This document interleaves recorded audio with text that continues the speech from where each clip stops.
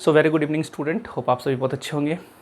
71st BPSC को ध्यान में रखते हुए हम लोग बहुत सारा वीडियो बना रहे हैं। और ऐसा नहीं कि सिर्फ 71st बीपीएससी जो देने जा रहे हैं उनके लिए इंपॉर्टेंट होगा, बाकी एग्जाम्स के लिए भी बहुत इंपॉर्टेंट होगा, लेकिन फ़िलहाल हमारा फोकस 71st बीपीएससी पे ज़्यादा है। तो आपको पता है कि हम लोग बिहार स्पेशल क्लास कर रहे हैं, क्विज़ करवा रहे हैं, प्रीवियस ईयर क्वेश्चन जो बीपीएससी का उसको कवर करा रहे हैं।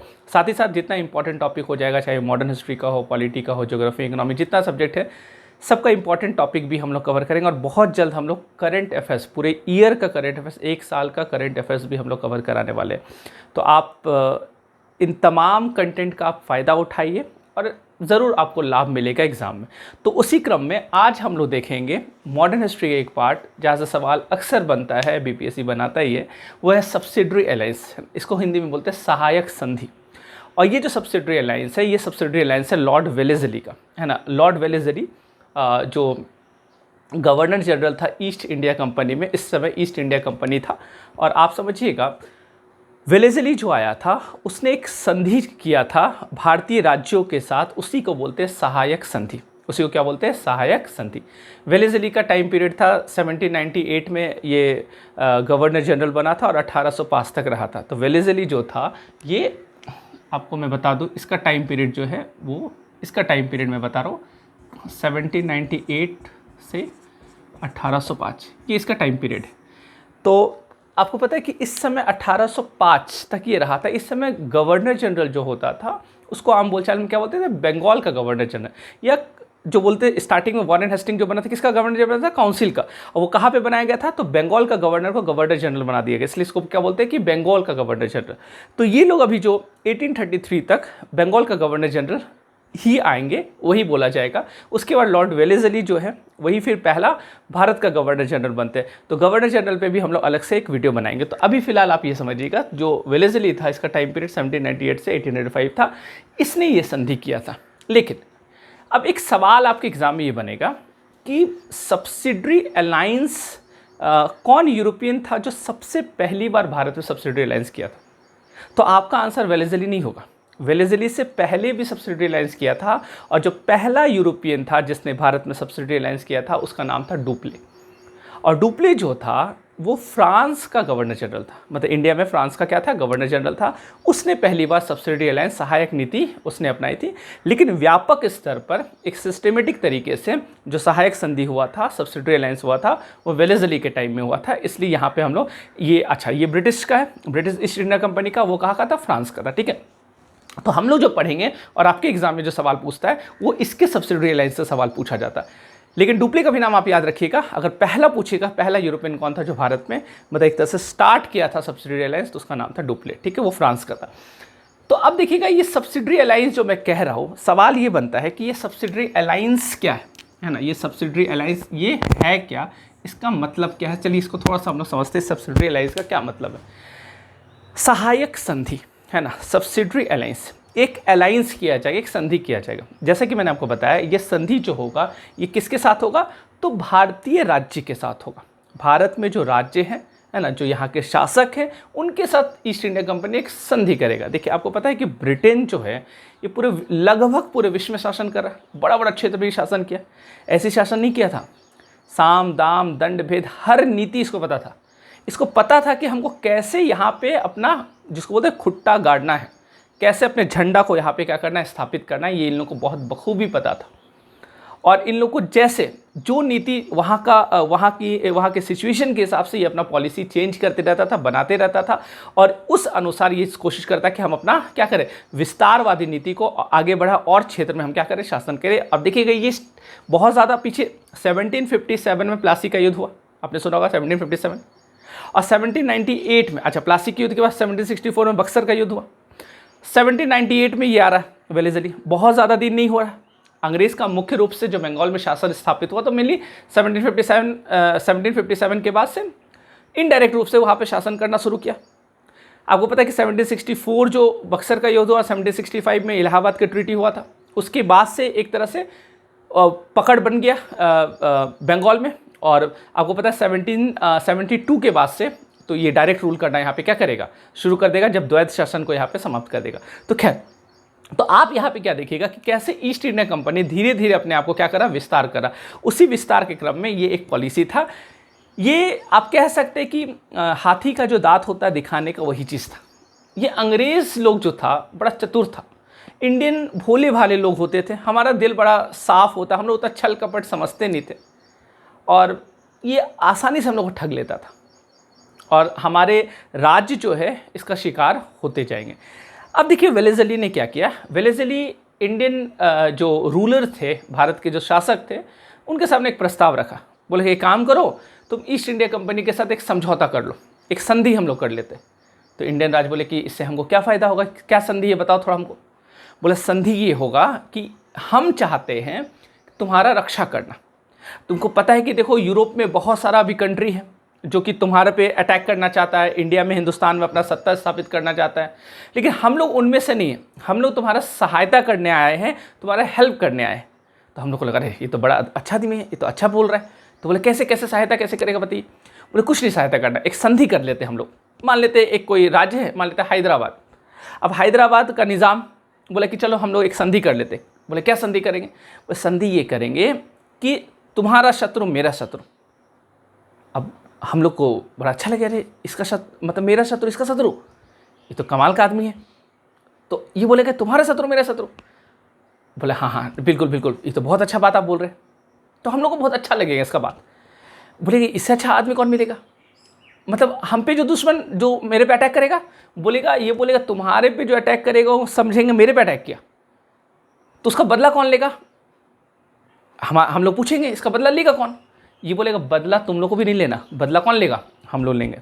तुम चिंता मत करो, तुम आराम से अपने कमरे में बैठो, टेंशन वेंशन मत लो, आराम से तुम यहाँ फ्री रहो, और टेंशन लेने की जिम्मेदारी मेरी, दोस्ती किस काम की। तो अब इंडियन को लगे नहीं नहीं तो बड़ा अच्छा आदमी है, अच्छा चीज़ ये बता रहा है। अब देखिए इस अलायंस जो था इसके पीछे का रहस्य को समझिएगा। इसमें क्या क्या था, मुख्य बातें मैं आपको बता देता हूँ। जैसे इसमें ये बोला था इस संधि में कि एक तो जैसा कि मैंने बताया कि जो राज्य जिसके साथ संधि किया जाएगा, जिसके साथ अलायंस किया जाएगा, उसका शत्रु ईस्ट इंडिया कंपनी का शत्रु माना जाएगा, उसका दुश्मन उसका दुश्मन। इसमें ये बोला गया कि तुम लोग जो है, मतलब हम इंडियंस लोग जो है, जो भारतीय रूलर है, उसको बोले कि आप लोग को विदेश से कोई विदेशी जो फॉरेन पॉलिसी होता है वो सब आपको बनाने का ज़रूरत नहीं है। विदेश में किससे आपको संबंध रखना है, किससे संबंध नहीं रखना है, मतलब जो आपका इंटरनेशनल रिलेशन जो होगा उसको आपको सोचने का आपको ज़रूरत ही नहीं है, हम लोग हैं इसके लिए। तो विदेशी संबंध हम स्थापित करेंगे आपका, आप नहीं स्थापित करिएगा। तो बोले कि इससे हमको क्या, बोले इससे तुम टेंशन फ्री रहेगा। बोला हाँ हाँ ये तो ठीक है। तो बोला कि एक विदेशी संबंध हम स्थापित करेंगे, ईस्ट इंडिया कंपनी। आप किसी भी यूरोपियन को अपनी सर्विस में नहीं डालिएगा। जैसे मान लीजिए कि कोई राज्य, कोई यूरोपियन है, फ्रांस का है या फिर कोई दूसरे देश का, डच का है, पोर्तुगीज़ है, उन लोग को बोले कि चलो सेना में भर्ती कर लेते, या कोई और काम दे देते, क्लर्क का काम दे देते हैं, साफ सफाई का काम दे देते। नहीं, आप कुछ नहीं कर सकते। इस अलायंस के अनुसार इंडियन स्टेट जो होगा, भारतीय राज्य जो होगा, आप किसी भी यूरोपियन को सर्विस में आप उसको नौकरी वोकरी नहीं दीजिएगा। जब भी नौकरी देना होगा आप ईस्ट इंडिया कंपनी से क्या कीजिएगा, संपर्क करिएगा। ईस्ट इंडिया कंपनी बोलेगा इस व्यक्ति को दीजिए तो दीजिएगा, नहीं बोलेगा तो नहीं दीजिएगा। ये बोलेगा कि अरे क्यों, हम समझ नहीं पाएंगे। तो बोले नहीं नहीं, आप लोग समझते नहीं हैं, यूरोपियन वाले लोग जो है बड़े खतरनाक लोग हैं, वो मुखौटा पहने रहते हैं और आप लोग नहीं समझ पाएगा। हम लोग तो यूरोप के ही ना, हम लोग समझ जाएंगे, इसलिए आप टेंशन मत लीजिए, हम लोग हैं आपके साथ। बोला अच्छा चलो बहुत अच्छा। तो ये सब शर्त रखा। अच्छा, इसमें ये बोला कि हम आपके आंतरिक मामले में हस्तक्षेप नहीं करेंगे। तब हम लोग को लगा रही ये तो बहुत अच्छा बात है। क्या बोल रहे, देखिए समझिएगा बात को। ये बोल रहा है कि आपके आंतरिक मामला जो होगा, आपका जो अपना इकोनॉमी पॉलिसी जो बनाना होगा, आप कानून व्यवस्था जो संभालते हैं, लॉ एंड ऑर्डर जो है, इस सब पे हमको कोई मतलब, हम हस्तक्षेप नहीं करेंगे। आप अपना जो आपको कानून बनाना है, जैसे आपको रखना, आप अपना पॉलिसी चलाइए, हम हस्तक्षेप नहीं करेंगे। अंग्रेज हस्तक्षेप मतलब ईस्ट इंडिया कंपनी हस्तक्षेप नहीं करेगा। तो हम लोग बोले ये भी बहुत अच्छा है। इसके बाद एक लाइन ये भी है इसमें कि हमारा एक रेसिडेंट यहाँ पे रहेगा, मतलब एक अंग्रेज़ यहाँ पे आपके यहाँ पे रहेगा, आपके राजधानी में रहेगा, वो आपके हस्तक्षेप उतना नहीं करेगा। अब देखिए समझने वाली बात है, ये बोल रहा है कि विदेशी मामला हम देखेंगे, ठीक है, आपका आंतरिक मामला पे हम हस्तक्षेप नहीं करेंगे, लेकिन मेरा एक अधिकारी आपके पास रहेगा। अब बताइएगा, मान लीजिए महल में मीटिंग चल रहा है, वो अधिकारी बैठा है, तो आपको क्या लगता है कि मौन बैठा रहेगा? नहीं, ये तरीका था कि उसका अंदरूनी उस राज्य में क्या कमी है, उसकी कमियां क्या है, उसका ताकत क्या है, ये सब उसको क्या होगा, हर चीज़ उसके पास इंफॉर्मेशन आ जाएगा। समझ पा रहे? वो इंफॉर्मेशन, आज हम लोग आईटी का बात की, इंफॉर्मेशन टेक्नोलॉजी, वो लोग इंफॉर्मेशन टेक्नोलॉजी उसी समय क्या करता था, लोगों से एक तरह से गुप्तचर का काम कर रहा हो। अच्छा, इसमें ये भी बोला कि जितना बड़ा राज्य है उसमें अंग्रेजी सेना रहेगा। आप चिंता मत कीजिए, अंग्रेजी सेना रहेगा, मतलब अंग्रेज सेना इसमें रहेगा, और उसका कमांडर जो रहेगा वो अंग्रेज अधिकारी रहेगा, मतलब सेना का जो हेड रहेगा वो कौन रहेगा, अंग्रेज रहेगा। अच्छा, उसका वेतन कौन देगा? वेतन आप दीजिएगा, इतना तो आप करिएगा ना। इंडियन वाले लोग सोच रहे कि क्या करें। बोले देखिए, वेतन तो देना पड़ेगा, देखिए इतना बड़ा हम रिस्क ले रहे हैं, आपका रक्षा कर रहे हैं, वेतन तो आपको देना पड़ेगा। बोले ठीक है। तो आप समझ रहे, ये संधि देख रहे, ये तरकीब अंग्रेजों ने अपनाया इंडियंस लोग पे कब्जा करने का। बोले ठीक है, वेतन हम देंगे, समझ पा रहे, राज मेरा है, सेना रहेगा अंग्रेज का, सेना का कमान अंग्रेज के पास, पैसा कौन दे रहा है, हम लोग दे रहे। देख रहे कैसे उल्लू बना रहा। और समझिएगा, ये जो सब्सिडरी अलायंस था ये बहुत कारगर सिद्ध हुआ अंग्रेज़ के लिए, हमारे लिए ये भविष्य में जा कर के बहुत बड़ा ये नुकसान हम लोग को देखना पड़ा, क्योंकि हमारी संप्रभुता खत्म हो गई, हमारा जो सॉवरेनिटी था वो क्या हो गया, समाप्त हो गया। अब राज्य जो है, जो इंडियन रूलर है, वो अपनी मर्जी से कोई काम ही नहीं कर पा रहे, वो कहीं ना कहीं ईस्ट इंडिया कंपनी के क्या हो गए, उनके अधीन हो गए, एक तरह से उनके गुलाम हो गए, और कोई भी निर्णय लेना होता था तो इनसे संपर्क, और धीरे धीरे ये उस राज्य में क्या करेगा, धीरे धीरे कब्जा करने का प्रयास करेगा और अपना वर्चस्व स्थापित वहाँ पे करेगा। इसलिए आप देखिएगा 1857 का जो विद्रोह हुआ था उसमें एक कारण सब्सिडरी अलायंस भी था, क्योंकि धीरे धीरे ये क्या हो जाएगा, कमज़ोर हो जाएगा। ठीक है, तो ये था सब्सिडरी अलायंस। अब हम लोग को देखना है कि सब्सिडरी अलायंस में साइन करने वाले कौन कौन इंडियन राज्य, इंडियन स्टेट था।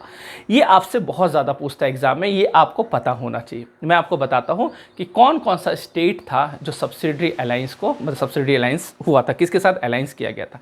तो एक एक करके आप भी अपने कॉपी में नोट डाउन कर लीजिएगा, ये बहुत ज़्यादा इंपॉर्टेंट होगा आपके एग्जाम के लिए। चलिए, तो देखिए, सबसे पहला आपसे ये भी एग्जाम में पूछता है कि सबसे पहला राज्य कौन था जिसने सब्सिडरी अलायंस पे साइन किया था। तो आपको मैं बता दूँ 1798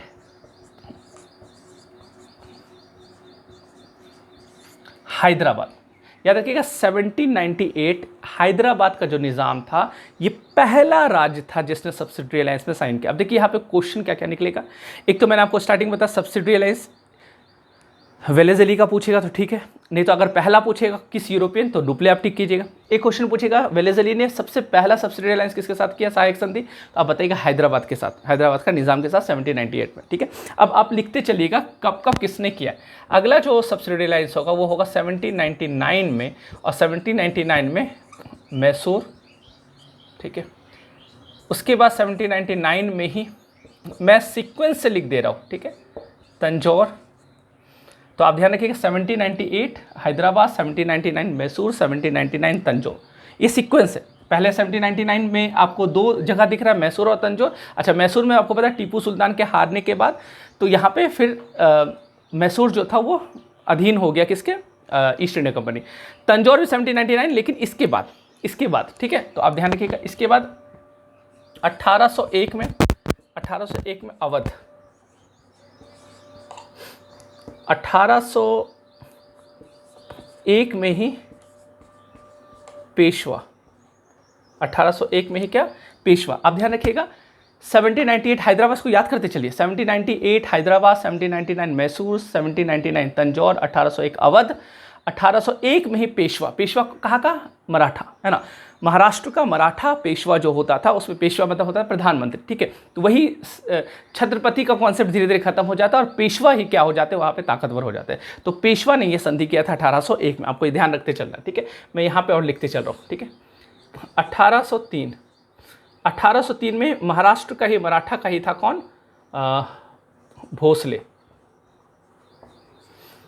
ये भोसले और बेरार, है ना, बेरार वही महाराष्ट्र में ही एक जगह पे। तो पेशवा जो था यहाँ पे रूल करता था, पेशवा, भोसले, सिंधिया, अलग अलग गुट बन गया था महाराष्ट्र में, और अलग अलग राज्य एक तरह से बन गया था, और अलग अलग लोग यहाँ पे क्या कर रहे थे, अलग अलग राजघराने यहाँ पे रूल कर रहे थे। 1803 आप ध्यान रखें क्या, 1804 में सिंधिया, 1804 सिंधिया, आपको ध्यान रखिएगा।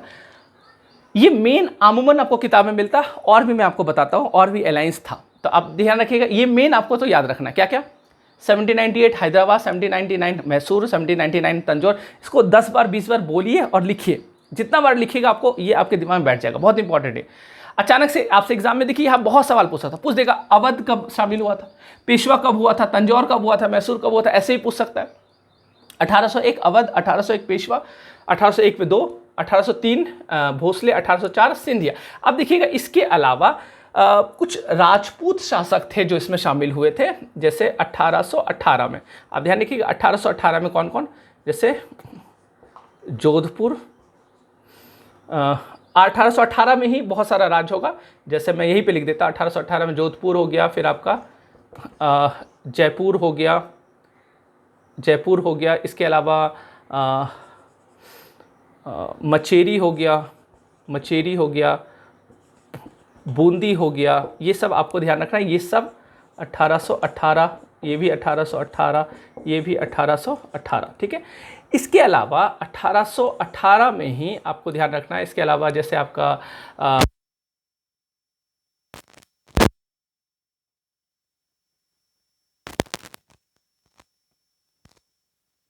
1818 में ही अंतिम ने इस अलायंस में शामिल किया, मतलब साइन किया था, उसका नाम था होलकर। आपने पढ़ा है इतिहास में होलकर्स के बारे में, ठीक है। तो ये आपका पूरा आप इसका स्क्रीनशॉट ले सकते हैं या फिर आप नोट डाउन कर सकते हैं, आप लिख सकते हैं। आप ध्यान रखिएगा ये आपका पूरा जिसने सब्सिडरी अलायंस किया था ये आपको दिखता होगा, तो आप देख लीजिएगा पूरा 1798 से लेकर के 1818 तक ये चला था। अमूमन किताब में आप यहीं तक पढ़ते, लेकिन ये सब भी राज था, ठीक है। तो इसको आप ध्यान रखिएगा। इसको मैं एक बार हट जाता हूँ, आप स्क्रीनशॉट पूरा ले लीजिएगा, ठीक है। चलिए ओके, तो ये सब्सिडरी अलायंस था। इस तरह के जितना भी इस तरह का जितना भी इम्पोर्टेंट टॉपिक होगा उसको हम लोग क्या करेंगे, कवर करते रहेंगे। तो आज के लिए इतना ही, मिलते हैं नेक्स्ट क्लास में। Thank you so much.